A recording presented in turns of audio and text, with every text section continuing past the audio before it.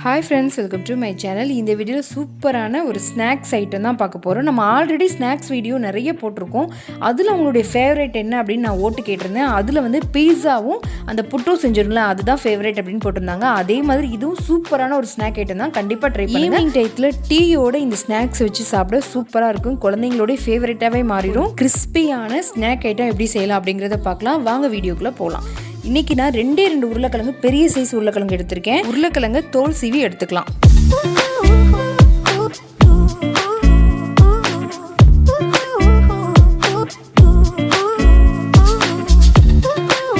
தோல் சீவி வச்சிருக்க உருளைக்கிழங்கை நல்லா கழுவிட்டு தொடச்சி எடுத்து வச்சுக்கலாம்.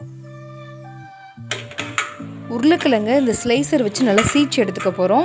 நல்லா பெரிய சைஸ் இல்லாமல் உருளைக்கிழங்கு இப்படி திருப்பி வச்சு நேராக அப்படி வச்சு இப்படி சீவோம்ல, அந்த மாதிரி சீவி எடுத்துக்க போகிறோம். அப்போ தான் குட்டி குட்டியாக ரவுண்டாக கிடைக்கும். இப்படி நேராக வச்சு சீவினிங்கன்னா பெரிய பெரிய சைஸில் கிடைக்கும். ரவுண்டாக நமக்கு போதும். அந்த மாதிரி சீவி எடுத்துக்கலாம். உருளைக்கிழங்கு சீவி எடுத்தாச்சு. தண்ணியிலலாம் போட வேண்டாம். இப்போ 1 ஸ்பூன் அளவுக்கு மைதா, 1/2 ஸ்பூன் கார்ன்ஃப்ளவர் போட்டு உப்பு போட வேண்டாம், நல்லா மிக்ஸ் பண்ணி எடுத்துக்கோங்க. அந்த உருளைக்கிழங்குல அந்த மாவு எல்லா உருளைக்கிழங்குலையும் படுற மாதிரி நல்லா மிக்ஸ் பண்ணி எடுத்து வச்சுக்கோங்க.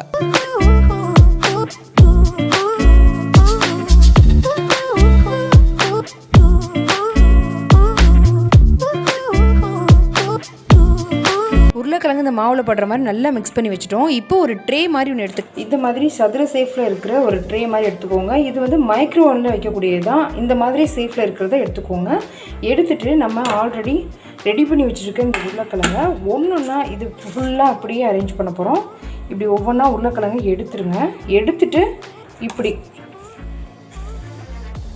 நான் வைக்கிற மாதிரி இப்படி வச்சுட்டு வாங்க.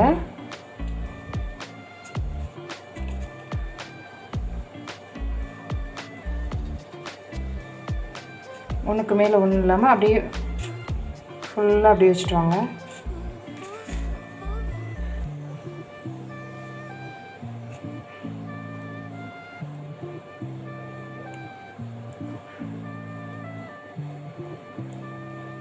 ஒவ்வொன்றா எடுத்து ஃபுல்லாக வச்சுட்டு அதுக்கப்புறம் அடுத்த லேயர் அப்படியே வச்சுக்கிட்டே வாங்க. ஃபுல்லாக அந்த பாக்ஸ் ஃபுல்லாக நிரம்புற அளவுக்கு வச்சு எடுத்துக்கலாம். இப்படியே இருக்கிற எல்லா உருளைக்கிழங்குமே இதில் அழகாக அப்படியே ஃபுல்லாக அரேஞ்ச் பண்ணிடலாம். எல்லா உருளைக்கிழங்குமே நான் வந்து அப்படி அழகாக அப்படி அரேஞ்ச் பண்ணிட்டேன். ஒவ்வொன்றா அரேஞ்ச் பண்ணும்போது ஒவ்வொன்றா அப்படி எடுத்து அப்படி போடுங்க, அப்போ தான் கரெக்டாக இருக்கும். ஒரு பாத்திரத்துக்கு கீழே தண்ணி வச்சுருக்கேன்.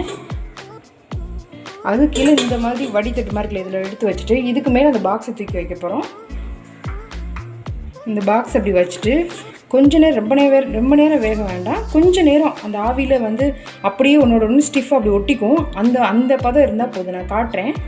இதுக்கு ஒரு மூடி போட்டு ஒரு 3 நிமிஷம் வெந்தால் போதும், கரெக்டாக இருக்கும். அதுக்கு மேலே வேகக்கூடாது. வெந்துச்சுன்னா நொசன்னு ஆகிடும். கொஞ்சம் க்ரன்ச்சியாக இருக்கிற மாதிரி இருக்கணும் உருளைக்கிழங்கு. இந்த உருளைக்கிழங்கை பிளேட்டில் மாற்றி எடுத்துக்கலாம். மாற்றிட்டு நல்லா கட்டிங், நல்லா உங்களுக்கு பெரிய சேஃபில் வேணால் பெரிய சேஃபில், சின்ன வேணால் சின்னதாக அந்த மாதிரி அழகாக சதுரமாக அழகாக கட் பண்ணி எடுத்துக்க போகிறோம். குட்டி குட்டியாக இருந்தாலும் பரவாயில்ல, உங்களுக்கு எப்படி விருப்பமோ அந்த மாதிரி கட் பண்ணி எடுத்துக்கலாம். நான் கொஞ்சம் ஓரளவுக்கு ரொம்ப பெருசாகவும் இல்லாமல் சின்னது இல்லாமல் நான் கட் பண்ணி எடுத்துக்கிறேன்.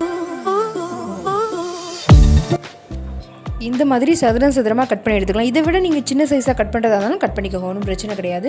இந்த மாதிரி லேயராக இருக்குது பாருங்கள், அதுதான் கிறிஸ்பியை கொடுக்கும், டேஸ்ட்டாகவும் இருக்கும். இப்போ நம்ம இதை வந்து எண்ணெயில் போட்டு பொரிச்சு எடுத்துக்க போகிறோம். டம்ளரில் உப்பை தண்ணி ஊற்றி நல்லா கரைச்சி வச்சுருக்கேன். நான் உப்பு வந்து அந்த உருளைக்கிழங்குல சேர்க்கலை. நான் மிக்ஸ் பண்ணும்போது அந்த மைதா மாவு போட்டு மட்டும்தான் நம்ம மிக்ஸ் பண்ணோம். உருளைக்கிழங்கு எல்லாத்தையுமே வந்து எண்ணெயில் போட்டுக்கலாம். எண்ணெயில் போட்டுட்டு ஒரே 1 ஸ்பூன் அளவுக்கு உப்பு தண்ணி இருக்குல்ல, அதை மேலாப்பில் அப்படியே விடுங்க. விட்டுட்டு அதுக்கப்புறம் கொஞ்சம் நேரம் விட்டுருங்க. அதுக்கப்புறம் கொஞ்சம் நல்லா முறுமுறுன்னு வந்ததுக்கப்புறம் நம்ம திருப்பி போட்டுடணும்.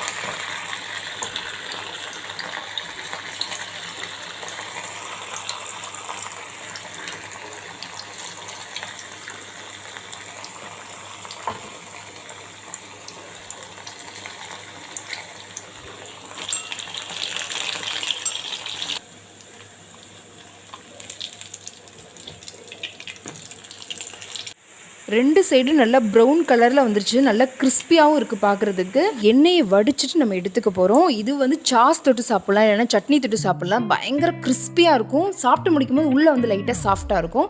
குழந்தைங்களுக்கு ரொம்ப பிடிக்கும். உருளைக்கிழங்கு சிப்ஸ் பிடிக்கிறவங்களுக்கு மொத்தமாக உருளைக்கிழங்கு சிப்ஸ் வச்சு சாப்பிட்டா அப்படி இருக்கும், அந்த மாதிரி இருக்கும். ஆனால் உள்ளே வந்து லைட்டாக சாஃப்டாக இருக்கும். கண்டிப்பாக ட்ரை பண்ணுங்கள்.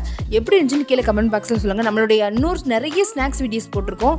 அது பார்க்காதவங்க மறக்காமல் பாருங்கள். பார்த்துட்டு எப்படி இருக்குன்றது கீழே கமெண்ட் பாக்ஸில் சொல்லுங்கள். இன்னொரு வீடியோவில் பார்க்கலாம். தேங்க்யூ ஃபார் வாட்சிங்.